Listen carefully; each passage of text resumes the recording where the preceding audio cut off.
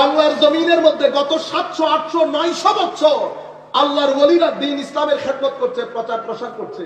কোনদিন কোন হিন্দুর গায়ে একটা থাপ্পড় দিছে? হিন্দুর গায়ে থাপ্পড় দিলে তারা মাজারে আসতো? আজকের দিনে আসে না।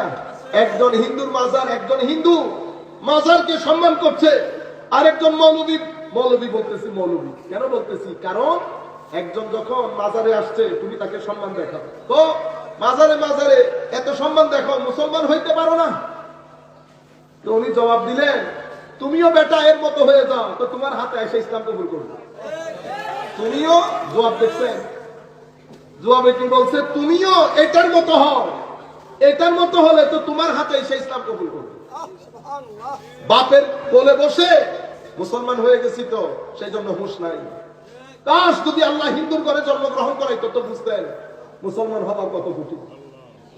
আপনারা বুঝতে পেরেছেন?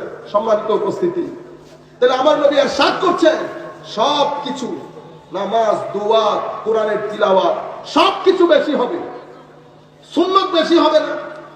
কিন্তু আমার নবী বলছেন এরা দিন থেকে এত দূরে সরে যাবে যেভাবে তীর ছেড়ে দিলে ধনুক তীর থেকে দূরে সরে যায়। কিন্তু আমার নবী, আপনারা সুন্নত বেশি পালন করলে সুন্নি না, সুন্নিয়ত একটা আকীদার নাম।